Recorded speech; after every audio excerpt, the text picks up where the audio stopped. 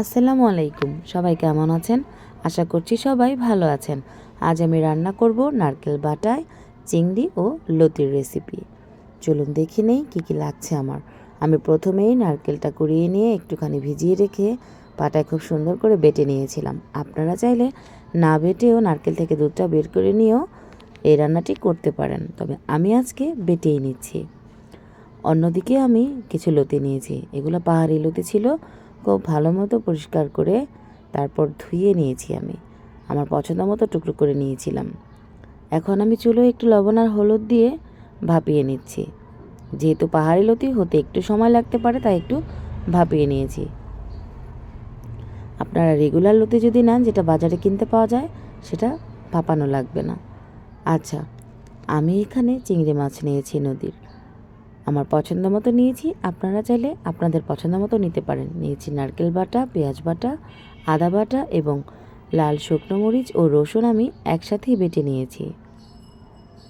আবার আপনারা চাইলে চিংড়ি মাছটা বাদ দিয়েও কিন্তু এই তরকারিটা করতে পারেন। চলো একটি প্যান বসিয়ে তাতে আমি রান্নার তেল দিয়ে দিচ্ছি। তেলটা একটু গরম হলে তাতে আমি দিয়ে দিচ্ছি পেঁয়াজ বাটা। একটু নেড়ে চেড়ে ভেজে নিচ্ছি। এরপর এতে দিয়ে দিচ্ছি সামান্য পরিমাণ পানি। এরপর দিয়ে দিচ্ছি আমি আদা বাটা ও রসুন মরিচ বাটা।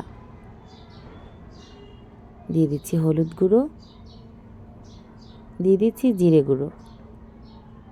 খুব ভালো মতো সব কিছু একসাথে মিশিয়ে নিচ্ছি। কিছুক্ষণ ভেজে নিচ্ছি। এরপর এতে আমি দিয়ে দিচ্ছি চিংড়ি মাছ। দিয়ে সব কিছু একসাথে ভালো মতো মিশিয়ে একটু কষিয়ে নিচ্ছি।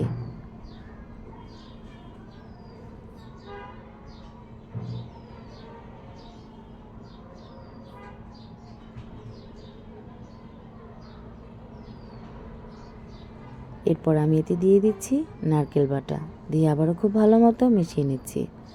এই রান্নাটি করতে গিয়ে আমি 3 বার প্রায় অজ্ঞানের মতো হয়ে পড়ে গিয়েছিলাম। আমার শরীরটা আসলে খুবই অসুস্থ, আমাকে কোনোভাবেই শরীর সাপোর্ট করছে না। তারপরেও আমি আপনাদের জন্য এবং শুধুমাত্র বাচ্চাদের জন্যই রান্নার ভিডিওগুলো করে থাকছি।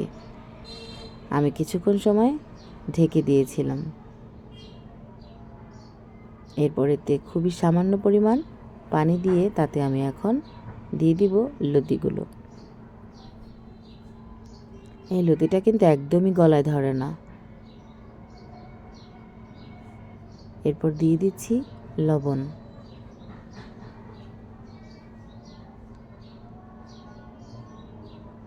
একটু নেড়ে চেড়ে মিশিয়ে নিয়ে তাতে দিয়ে দিচ্ছি সামান্য পানি এবং এরপর আমি এটা ঢেকে দেব। আপনারা চাইলে প্রথমেও লবণটা দিতে পারেন যদি লতিতে আগে কোনো লবণ না দিয়ে থাকেন। যেহেতু আমি লতি ভাপানোর সময় লবণ দিয়েছিলাম, তাই আমি এই পর্যায়ে এসে সামান্য কিছু লবণ যোগ করেছি।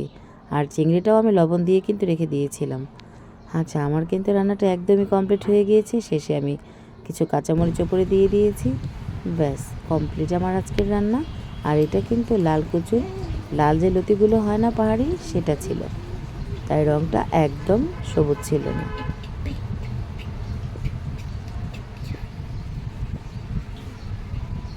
কচুর যে কোনো আইটেমে কিন্তু প্রচুর পরিমাণে আয়রন থাকে। চেষ্টা করবেন বাচ্চাদের খাবারের তালিকায় কচুর যে কোনো একটা অংশ রাখতে। সবাই ভালো থাকবেন। আমার ভিডিওটা ভালো লেগে থাকলে সাবস্ক্রাইব করবেন, আমার জন্য দোয়া করবেন। আসসালামু আলাইকুম।